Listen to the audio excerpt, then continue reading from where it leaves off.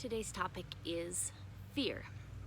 And so there's three things that I would like to chat today about fear. One is, first, what is it? Secondly, why is it that we tend to avoid fear, push it away, try to cover it up, with all of our finagling that we do around fear? And thirdly, what can we do with fear so that it doesn't feel like fear has us around the neck, and instead we have a beautiful relationship with fear? Okay, so number one, what's fear? If you break it all down scientifically, we get a shot of adrenaline. Something happens in our outside world. We get a shot of adrenaline, and it sends that adrenaline into our blood system, and we feel all these feelings, and it's really big, and it's there for survival. Ultimately, it's been there for survival, right? But when we take it and break it all down, in this world we're living in, because we're not running from tigers anymore. There are some things we need to run from, but not tigers anymore, right? So we have all this fear going on in our bodies sometimes, and we don't know what to do with it. So if we take it and break it down, and we look at it, really what's going on inside of your body is a sensation. Okay, I like to break it down in this way because I think it helps the brain to be able to assimilate it and be with it instead of resist it.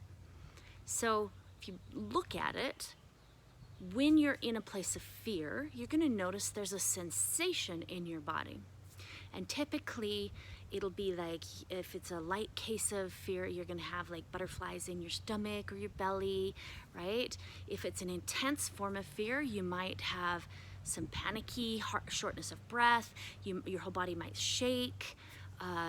You might notice that you'll freeze. You won't be able to take an action, or maybe you will fight, right? You'll want to fight, or maybe you'll want to run, right? But if you'll stop in those moments, instead of doing your old pattern and be present with it, you'll notice that there is a sensation that's underneath everything that's going on. There's a sensation, and we'll get to what to do with this sensation in a minute. Mostly, I want to help your brain to think. Fear is a sensation, something that's happening in my body. And really what's going on is there's an energy moving in your body, and it's causing a sensation. Okay, now why do we avoid this? This is number two. Why do we avoid this as human beings so desperately? Well, I would say, first off, there's probably a lot of programming within us around the fight or flight. Our ancestors were running from tigers or in wars, and they needed to listen to that fear, right? And so oftentimes the sensation of fear was in connection with danger, with I'm gonna die, right? So I'm gonna say that there's a lot of probably still mental connections that says fear means death, right? And those patterns in our brains need to be interrupted. So I'm going to give you some brain stuff, and we're going to give you some body stuff of how to deal with that in a minute. Also, we as a society are not taught from the time we're little, or most of us are not taught from the time we're little, how to be present with something that's uncomfortable. And when we have this big energy that's moving through our body, and it's just like, right? And we want to run or we want to fight, we're rarely taught to just watch it and be present with it, and that it's okay to have an uncomfortable feeling in our body. Instead, what society teaches is that we have to overcome fear, that fear is bad somehow, right? That we need to do something with fear. We need to get away from fear itself. So now we've shifted our focus from, instead of getting away from the tiger or watching out so the soldier doesn't kill you, we're taught that fear itself is what we need to run from.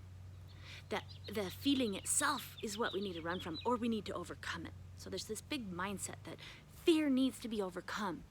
Well, what is that telling us? If fear is something that needs to be overcome, that tells us that fear is bad, right? Now, because we have this mindset that fear is bad, we're going to avoid it, we're going to resist it, we're going to try to overcome it, we're going to try to push it away, we're going to try to pretend like we don't have it, we're going to do everything else in the book except be present with it, except bring it in and really nurture a relationship with it. Here's the thing, fear's not going away. Fear is not going away.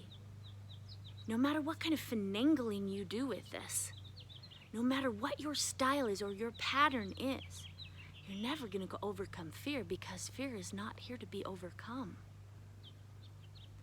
If you're overcoming something, you are in resistance to what it is.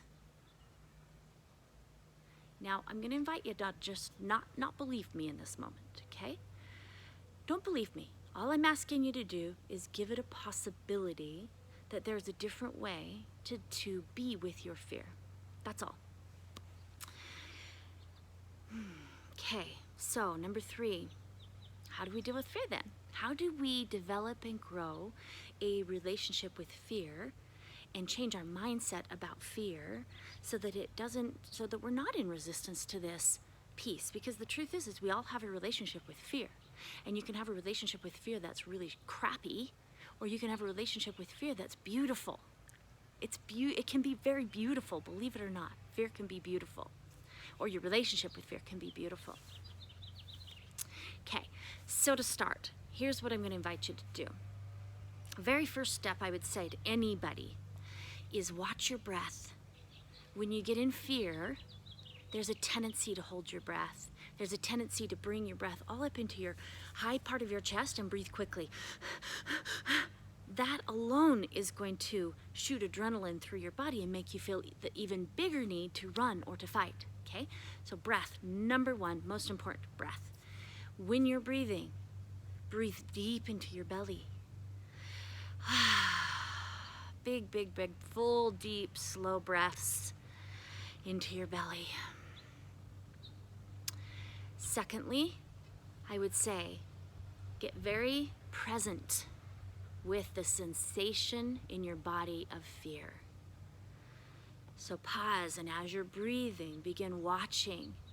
What is the sensation doing right now? Get curious about the sensation. And you'll notice eventually that it's just something that's occurring within you, that you don't really need to do anything with it. It's not telling you anything, right? You'll notice how much a fear is about what we're saying to ourselves, what we're telling ourselves, what we're believing about ourselves. When you can bring your attention to what's occurring in the body, then you bring your awareness from your mind and all the da-da-da-da-da-da-da going on to, oh, this is what's really going on, is I got this sensation going on in my body, right? Now, let's throw a disclaimer in here right now, okay? If you're in an abusive situation, or if you actually are in danger, of course, get yourself out of danger before you do these practices, right? And I'm including an abusive situation in the home. You're not going to get to a place of peace and freedom around fear if you're consistently allowing yourself to be physically, verbally, mentally abused. So as much as you can, get yourself out of that kind of a situation and then start working with your fear. Because the problem with this is that you're going to continue to re-traumatize yourself. And that's just kind of like kicking yourself in the butt while you're trying to have a relationship with fear. It doesn't work very well. So get yourself safe first. Okay. When you get really good at being present with the sensation that's going on in your body around any kind of an emotion, one of the things you're going to notice is that fear is one of the only emotions that doesn't dissipate. The wind's blowing my video all around. Fear is the only one that doesn't dissipate when you be present with it. When you're present with fear, it could dissipate, but most of the time my experience is that it doesn't. Sometimes it'll get bigger, sometimes it eventually might dissipate over time, but it doesn't dissipate like some of the other emotions will dissipate within 10 to 30 seconds, right? Fear doesn't necessarily do that. So here's another tool that I would suggest you use for starters until you get really good. And I'm going to give you the 500-pound, master tool too. But for now, I'm giving you all these tools to get you to the 500-pound master tool. I would say the third piece would be move your body. Move your body. Because all this big energy is happening inside your body, right? So move it. Move it in different ways. Now, some of these tools you'll recognize if you've studied with the Hendricks, Gay and Katie Hendricks at all. You'll recognize this as some of their tools. And I want to do a shout out to them because I'm so grateful to them for guiding me and teaching me some of these tools. Okay, move your body. Creative, different, unique ways. This gets the energy, gives it an avenue to move. Okay? As you're moving your body and you're dealing with a lot of fear, you can match that fear, the level of fear, with your body movement. This gives fear a voice. Oftentimes when people are in fear, they have this tendency to pull their energy body all the way in, and it's really tight and they're constricted. So when you get big with your energy, it opens up the energy body again and allows the energy of the fear to be released. Okay? This is super beneficial, and I used this one for many years before I learned the skill that I'm going to teach you next. Okay, so I'm going to teach it to you or share it with you from a story. I was dealing with fear one day, really big fear, and I was doing all this kind of stuff that I've been telling you about, right? And the fear was still pretty big. And I had an impression.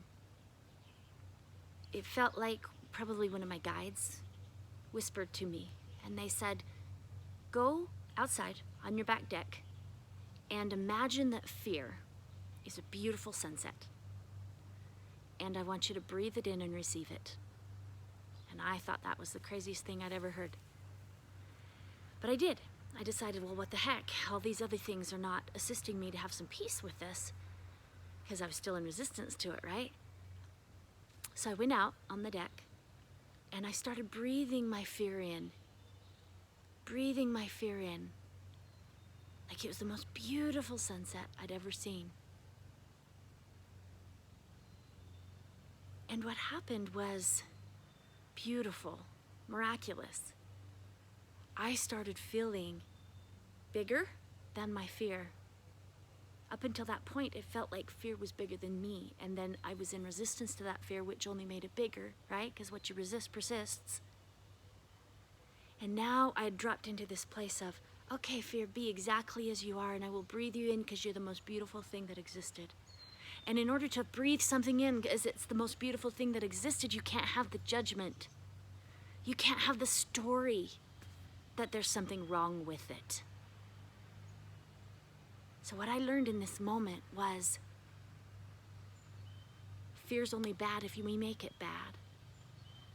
Fear's only wrong if we make it wrong. Fear only needs to be overcome if we think it needs to be overcome. The moment we shift and start receiving our fear is the moment we become open to a new relationship with fear. Now, I started doing this for the past, I don't know, few years maybe. I started breathing fear in, and what I've begun to notice is that my relationship with fear has completely changed. Now, as a kid, I had tons and tons and tons of fear. Tons of fear. And my life was ruled by fear. And I had a horrible relationship with fear. And I'm super grateful and super excited because now my relationship with fear is beautiful. For the most part, it's really beautiful. I want to tell you about another experience that I have recently had. Okay, so let me backtrack. So I've been dealing with fear in this way, receiving it. And I started noticing fear just wasn't big anymore for me. I just wasn't dealing with big fears. And I began wondering, well, gosh, I wonder if I had like another anxiety attack or another big moment of fear if I could fully receive it still to this day, right? So maybe a week ago, something like that, I woke up in the middle of the night and I had massive fear going on. Something occurred And really, the something that occurred was just really a thought that I had, right? But it was in the middle of the night, I had this thought, and I just immediate massive fear. And in my body, or let me say my body started to shake. My whole body was like in so much fear. It was just shh, and I couldn't hardly breathe, and I was just really in massive amounts of fear. So I got up and I went to the TV room so I wouldn't disturb my husband. And I began being present with it and breathing and receiving the fear that I'd been practicing for the last few years. And breathing and receiving and breathing and receiving, and I kept noticing my brain wanted to go to the thought of, whatever it was that the trigger was. And instead I would go, yes, I see you, I feel you, I know you want to go there, and we're going to receive this fear as if it's the most beautiful sunrise in the world. And here's what happened. I breathed with it and I received it, and it was rather big. It was bigger than I dealt with in a long time, but I did receive it. And within an hour, I was completely calm again. Completely calm. I wasn't trying to be calm. I was just receiving what was this big energy in my body. I was receiving it. Within an hour, I was calm again, and I was able to go back to sleep. Well, in the morning, I woke up and I still had some fear going on, so I breathed it in again. Breathed and received it again. It wasn't as intense, but I was able to still breathe it in and receive it. And I was amazed at the energy that I had in my body. I felt so alive and so connected with spirit, with myself, with my body. I felt more alive than I had felt in weeks, if not longer. And here's what I want to say about that. I want to use an analogy. Fear is very much like a kitchen knife, okay? We could be scared of kitchen knives because they could be used to hurt someone. Or we could not be scared of a knife and use it as a tool to bless. And here's the final piece about fear that I want to give you today. And that is fear as a tool. If we judge fear as bad and wrong, we're going to try to avoid the tool. The problem is we can't take fear and dump it in the garbage like we could a kitchen knife. So it's always with us. So here we are resisting this kitchen knife, and as we resist the kitchen knife, or fear, we're going to use it against ourselves and others.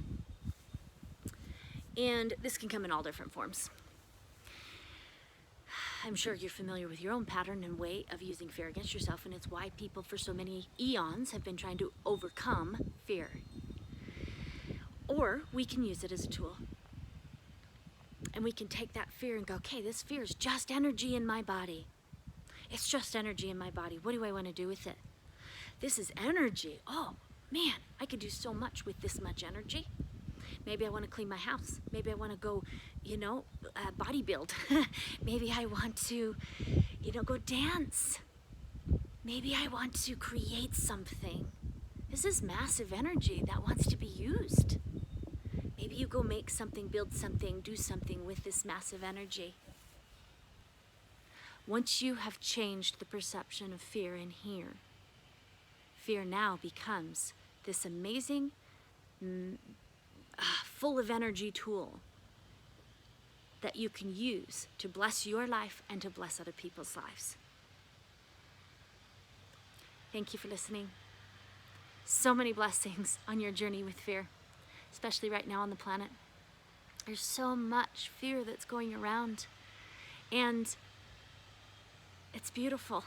It's beautiful because massive change is happening as a result of people having so much fear. Massive change can happen when we have fear. So even on a global level, fear is not bad. Fear is not bad. Fear is not bad. It is what we make it. So what are we going to make it? What are we going to make this fear?